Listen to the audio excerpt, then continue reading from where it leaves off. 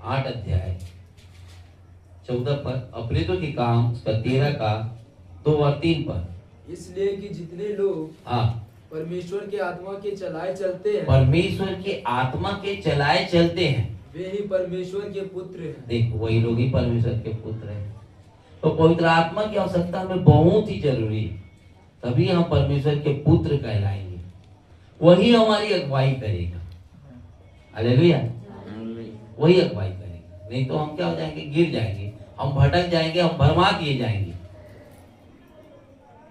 यदि परमेश्वर हमारी अगुवाई, परमेश्वर की आत्मा हमारी अगुवाई नहीं कर रहा है तो हम भटक जाएंगे, हम दूसरे के सुनेंगे। एक घटना यहाँ पे है प्रेतों के काम में, तो शायद पढ़ो उसको, अपने सेवकों को कैसे उसने अगुवाई की पवित्र आत्मा। प्रेतों के काम 13 अध्याय 2 और 3 पद।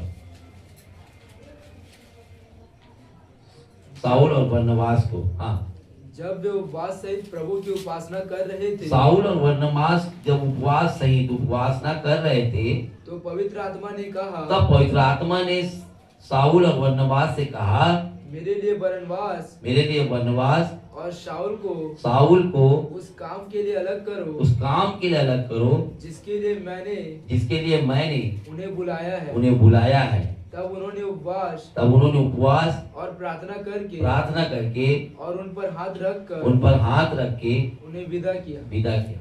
देखिए, हर कोई सेवा नहीं कर सकता। परमेश्वर अलग अलग सेवा अलग अलग लोगों को दिया गया। हालेलुया। कलीसिया में अलग अलग सेवकाई अलग अलग लोगों को दिया गया, तभी तो कलीसिया क्या करेगा, विकास करेगा। ये बातें पौलुस ने लिखा है। साउल और बरनबास को सेवा के लिए, सुसमाचार प्रचार के लिए अलग किया गया। हालेलुया। ये वे एक स्थान से दूसरे स्थान जाए, उनका अभिषेक करना है। तो ये परमेश्वर का आत्मा कह रहा है कलीसिया में। हालेलुया। कलीसिया में कह रहा है, अगुवाई कर रहा है। आप अपने से कोई काम ना करें, एक निश्चित समय में परमेश्वर आपको उस चीज में खड़ा करेगा।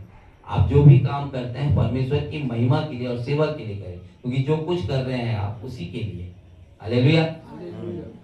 आपकी बुद्धि, आपकी युक्ति, आपकी समझ काम नहीं करना, सब कुछ परमेश्वर करेगा। हालेलुया। हालेलुया।